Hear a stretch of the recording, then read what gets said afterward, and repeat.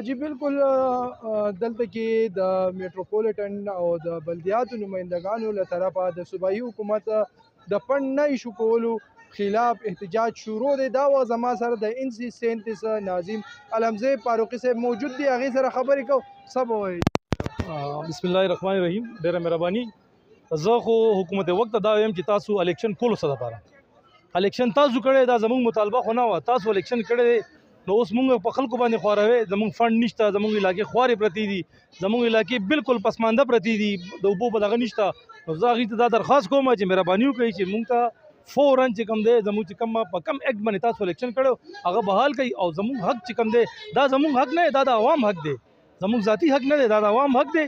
او هغه دې مونږ ته فوراً بحال کړی شي او انشاءالله مونږ په دې احتجاج کې شامل یو او هله به ځو چې څو پورې زموږ حق مونږ ته میلاو شوي نه او زموږ مطالبات منل شوي نه. جی د ضلع اورکزۍ نه راغلی د ملک خانګل سره هم خبرې کوو چې هغه په دې اړه څه وایي. څه به وایي؟ مو خو دا عرض کوم پاشه په سربراو ته څه کله د وټونه وشو چرمنان او ممبران ته مو جوړ کړي وو، ډېر په خوشحالي باندې ډېره خپلې خندا وه. خو څه زه نن دلته راغلم ته کسان دلته ټوله ژړا دی. دا ته ژړا ته د هغه ټول په دواړو لاسو مخونه وهي څه مو جوړ کړي وو، دلته څه میلاویږي نه هلته چوکلي کې پرېږدي نه. نو دغو خلکو ډېره مجبوري راغلې.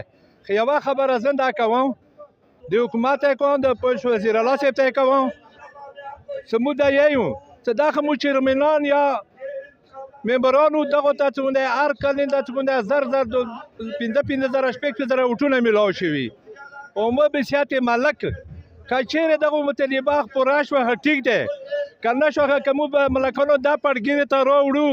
خو موږ چې ډېر مخلوق دی والله که دې ټول پېښور کې په ځای کې وزه د اخرې بیا یم څه د دغو چرمنانو مطالبه ومنل شي. و که ونه منل شوه نو د قبایلو خو خپل یو لښکر دی او یو ترتیبي نظام دی.